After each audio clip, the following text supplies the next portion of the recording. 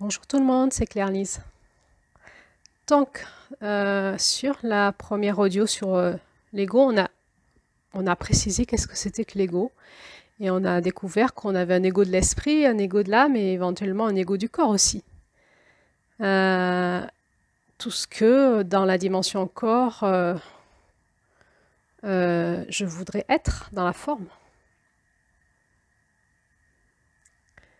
Donc l'ego, finalement, c'est, si je résume ce qu'on s'était dit en premier audio, c'est la partie ou les parties de moi qui veut être et faire sans prendre connaissance de l'intelligence première. C'est comme si c'était une armoire qui voudrait être une armoire ronde et grande alors qu'elle a été conçue par l'ingénieur qui l'a conçue pour être petite et carrée. Et elle a une intelligence pour tenir.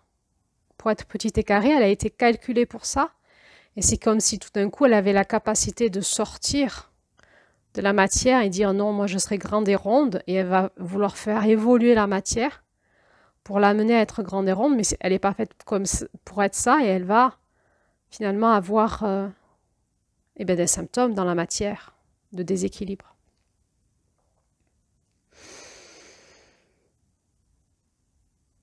Comment se structure notre ego? Eh bien, à travers nos blessures, bien sûr, nos chocs de vie. La première chose, c'est ça. Donc, comment je réagis à mes blessures? Soit en soumission, et je vais dire oui, d'accord, c'est ça, et je vais me construire dedans et je vais le défendre ensuite, mais c'est pas moi. Je vais défendre une théorie, je vais défendre une idée, une religion, une spiritualité, un concept, mais c'est pas moi en fait. C'est pas ce que je pense profondément. Ou alors je vais me construire en rébellion, dire jamais, jamais, et je vais faire l'inverse. Mais c'est toujours pas moi. C'est toujours de l'ego. Et du coup, il va falloir que je revienne à mon intelligence source. Qu'est-ce que dit mon intelligence source pour que je redevienne qui je suis?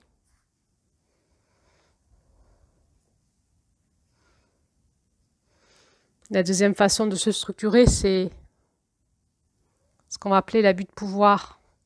C'est tout d'un coup, quand on prend conscience que dans la structure, on commence à avoir du pouvoir sur les autres ou sur moi, mais on en veut toujours plus. Et là, on va perdre l'intelligence du cœur. J'ai du pouvoir. J'ai du pouvoir sur mes enfants. J'ai du pouvoir sur mon compagnon ou ma compagne. J'ai du pouvoir sur mes élèves si je suis professeur. J'ai du pouvoir sur mes employés si je suis chef d'entreprise. J'ai du pouvoir sur mes patients si je suis médecin. J'ai du pouvoir sur mes patients, mes consultants ou mes clients si je suis thérapeute. Toute position dominant-dominée donne du pouvoir. Et il y a ces positions-là sont nécessaires dans certaines fonctions. Évidemment que le parent aide l'enfant à se construire et qu'il y ait une position où le parent est supérieur à l'enfant dans le lien relationnel, dans le positionnement dans la relation. Évidemment que si vous avez un cancer, que vous allez voir un médecin, vous n'êtes pas en position de lui expliquer les choses au médecin. Okay, c'est lui qui vous explique. Et dans la vie, observez vos positionnements relationnels. Il y a des fois où vous êtes dominant, il y a des fois où vous êtes dominé. Ou autrement dit, je suis en position plus ou en position moins. Ce qu'on essaye au plus, ce qu'on aimerait arriver, c'est cette relation plus d'égalité. Comment je peux retourner dans une relation d'égalité avec mon enfant? Il y a des choses que je sais et qu'il faut que je lui apprenne. Par exemple, on traverse la route quand le feu est vert. Ça, il faut que je lui apprenne. Je sais, ça ne va pas changer pour l'instant. Mais il y a des choses que lui sait et qui m'apprend aussi.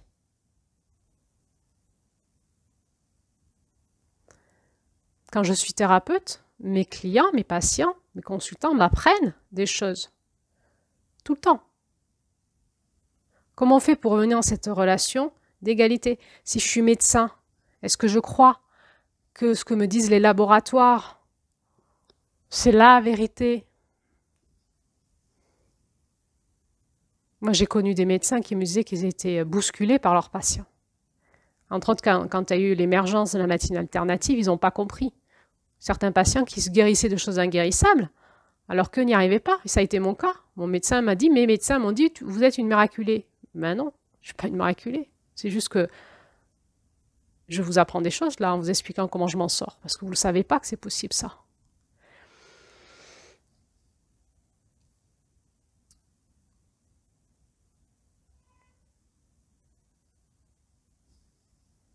Alors, il y a cette montée en puissance du pouvoir, et dès qu'on a du pouvoir, eh bien, il y a quelque chose qui vrille dans notre structure psychologique et dans notre structure émotionnelle, et on observe que toute personne qui a du pouvoir a une perte d'empathie jusqu'à ne plus en avoir du tout. C'est automatique. Donc, quelqu'un qui réussit dans la vie, dans son entreprise, ou qui déploie une belle famille, ou qui réussit dans sa clientèle en tant que médecin ou en tant que chirurgien, qui va être respecté dans sa clinique, etc. Ou quelqu'un qui développe un cabinet de thérapeute et qui est connu, qui est reconnu, qui a de la clientèle. Un enseignant, un professeur. Moi, je me souviens de ces professeurs qui venaient nous faire des cours à l'école d'infirmière sur, entre autres, la neurologie ou la génétique. Ils avaient tout faux. Ils avaient tout faux et 20 ans après, leur cours, il a jeté à la poubelle totalement. Ils étaient là avec leur savoir et leur connaissance. Du coup, comment on fait quand on est scientifique ou quand on est dans la profession médicale pour accepter de élaguer nos croyances et repartir dans une nouvelle onde de forme par rapport à l'expérience que la vie nous donne? Et des fois, on le refuse. Il va y avoir ces batailles d'ego et de pouvoir. Et donc, à un moment, quand on est dans une belle réussite, à un moment, il va y avoir toujours le féminin qui va nous dire stop, va pas plus loin. Pour l'instant, en tout cas. Pour aller réécouter ton cœur. Réécoute ton cœur. Réécoute ton être profond. Reviens dans une position de positif à positif aux autres. Tu enseignes des choses. Tu as des promos entières, tu es invité partout, etc. Tu enseignes, tu fais des conférences. Ok, ça suffit maintenant. Écoute ton cœur. Qu'est-ce qui a changé dans ton expérience par rapport à ce que tu disais il y a 2 ans, il y a 3 ans? Comment tu évolues? Est-ce que tu es capable de rectifier ton discours, ton enseignement, voire même de dire c'est plus ça maintenant? Et il y a cette notion comme de la respiration. J'inspire, je respire en permanence. C'est ça l'équilibre du masculin et du féminin. Et quand je m'expanse, il y a une limite et donc je m'expanse, je respire. Et ensuite, il y a une limite et je vais expirer jusque je reviens à cette pause respiratoire et je réinspire. Et finalement, dans ma vie, c'est ça. C'est quand je m'expanse, est-ce qu'à un moment, je sais m'arrêter et me désexpanser. M'expanser et me désexpanser. C'est ça, hein, lumière blanche, lumière noire. Lumière blanche, lumière noire. Masculin, féminin. Masculin, féminin. Et écoutez dans la pause respiratoire ce que me dit le grand esprit, le grand mystère, le grand tout. Sinon, je vais faire l'abus de pouvoir. Eh bien, ce dont je voulais vous parler là, c'est comment tout d'un coup, certains de nos maîtres, de nos enseignants, vrillent. Je suis sûre que beaucoup de vous qui m'écoutez savent de quoi je parle. C'est une expérience qu'on fait tous. À un moment, on est appelé par quelqu'un qui va nous enseigner soit dans notre métier, soit au niveau spirituel, soit au niveau émotionnel, thérapeutique, soit dans nos passions. Et cette personne devient référence pour nous. Elle nous parle tellement, elle nous fait tellement grandir, elle nous enseigne. Et puis il y a un moment où on sent que ça vrille. C'est plus la même personne qu'on a en face de nous. Il n'y a plus de remise en question. Il y a beaucoup d'ego. Hein? Je sais. Toi, tu sais pas et moi, je sais. Et quand on remet en question ce qui est là, parce qu'on a grandi, parce qu'on est capable de voir que peut-être c'est pas tout à fait ça, en tout cas de notre point de vue, il y a des choses qu'on peut remettre en question, la personne est incapable de l'accueillir. Alors on va l'accepter avec compassion, on sait que pour elle c'est difficile à ce moment-là, que c'est une confrontation, que pour elle c'est un gros exercice. Mais s'il n'y a pas de remise en question, eh bien la personne va partir dans l'abus de pouvoir et On voit dans certaines communautés, ça se finit mal, hein. Ça se finit en secte, hein. Ça se finit en abus de toutes parts.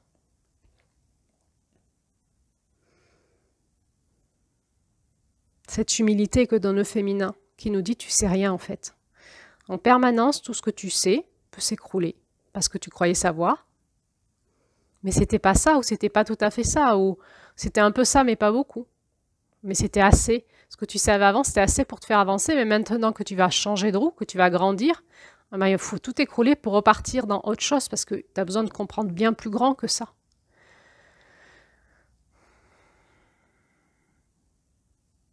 Et c'est là où on va nous partir dans l'indépendance, c'est-à-dire on va se séparer de nos maîtres, nos enseignants, nos thérapeutes, nos leaders, ceux qui nous inspirent, et tout d'un coup on se dit c'était ça mais c'était pas ça.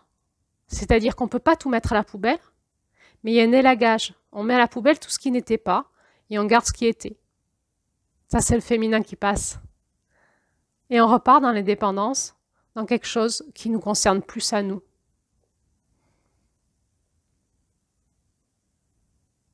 On peut le vivre avec nos parents, nos enfants vont nous le faire vivre. On peut le vivre avec nos patrons, nos coachs, nos thérapeutes, nos leaders. On peut le vivre dans des partis politiques, on peut le vivre dans toute communauté, espace, groupe, où il y a un leader qui nous inspire, qui nous tire en avant, et à un moment, paf, on va se séparer parce que c'est pas possible. Là c'est plus possible. Et il va y avoir tout un remaniement égotique en nous dans la séparation. On va être remanié dans nos émotions, dans nos pensées, notre façon d'être en relation, parce qu'on avait beaucoup investi dans ce lien relationnel.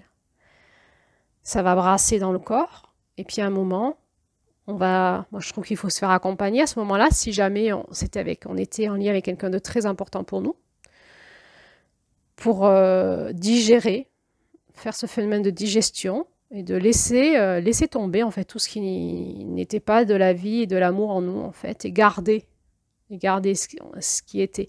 C'est-à-dire qu'on ne peut pas jeter le bébé avec l'eau du bain. En fait, on ne peut pas être dans une pensée binaire. C'était finalement tout nul, hein, ou tout bien. Non, c'était un peu tout. C'est-à-dire qu'il y avait une structure, une onde de forme, une méthodologie, un discours, une pensée, une idée qui était bien chez cette personne qui m'a beaucoup inspirée, qui m'a beaucoup alimentée, qui m'a beaucoup construite. Et puis à un moment, c'est assez. Le reste, ça va pas. Ça va pas. Soit ça déraille, soit ça me correspond plus. Et j'arrête. Alors on peut arrêter cordialement une relation si la personne en face a la conscience de ça et qu'elle ne peut pas accompagner partout les personnes, qu'il y a un moment où c'est assez pour les personnes. Et sinon, ça fera des conflits relationnels parce que la personne en face ne va pas accepter que son ego, c'est-à-dire l'identité qu'elle s'est construite et qu'elle veut, qu'on acquiesce, qu'on honore, qu'on alimente par le fait qu'on l'adule, hein, qu'on la trouve géniale, que cette personne est géniale et incroyable. Que ça, à partir du moment où ça, on l'arrête, elle n'est pas contente, la personne. Et elle va nous culpabiliser. Et là, on sait que, effectivement, ça s'arrête aussi parce qu'il y a eu de l'ego. L'ego est allé trop loin. Qu'on n'était plus juste dans l'enseignement et dans la structure et la méthodologie ou les idées ou les concepts qui étaient juste des trucs sympas pour nous soutenir dans le vivant et dans l'amour, mais à un moment, c'est allé trop loin. Et la personne s'est fait piéger à sa propre réussite. Elle a perdu l'empathie, la conscience du cœur, de l'amour, de l'écoute du lien relationnel, de l'écoute des autres. Et à force d'alimenter ce lien dominant-dominé, elle n'accepte pas que les dominés puissent se remettre dans un pied d'égalité avec elle et lui dire ce qu'ils pensent. C'est pas possible, elle va devoir les remettre en posture de dominer. Et là, on est dans l'abus de pouvoir. On est dans l'ego. Et c'est OK. C'est OK. Pourquoi je dis c'est OK? Parce que ça nous arrivera à tous. Aïe! Eh ouais. C'est l'expérience, c'est l'expérience du masculin, du féminin. Et donc, il va y avoir l'énergie de juillet qui passe et badaboum, on va se faire s'écrouler. il va y avoir quelque chose qui va s'écrouler et ça va nous amener dans des émotions difficiles pour qu'on se rééquilibre.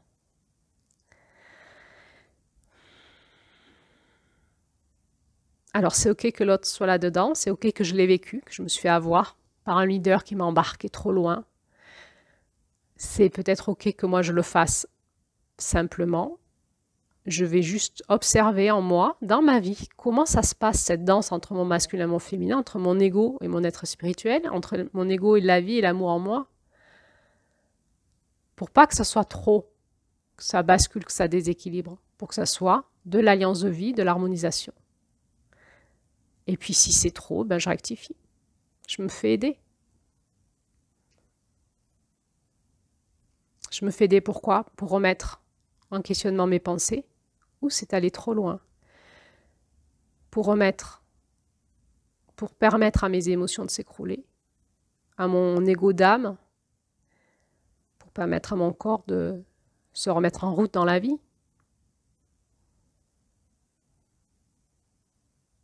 Des fois, j'ai besoin d'aide à des moments. C'est ça aussi l'humilité.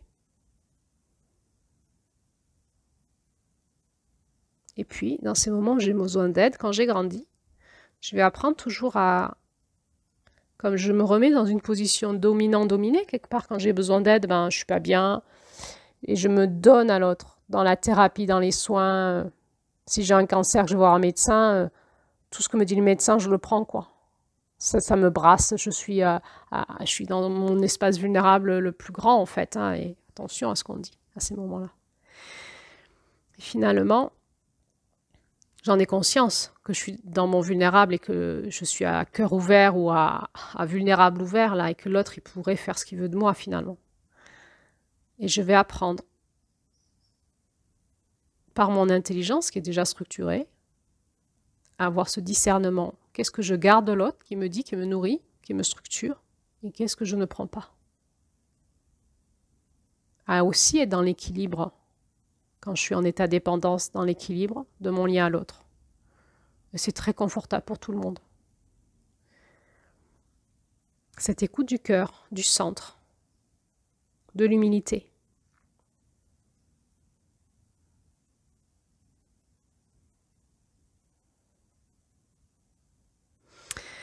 Voilà, je vais faire un dernier audio sur l'ego en lien avec la thérapie ou le développement personnel ou le développement spirituel, tout l'ego qu'il y a dans ces milieux-là. Alors je vous dis à tout de suite pour cette 3e audio.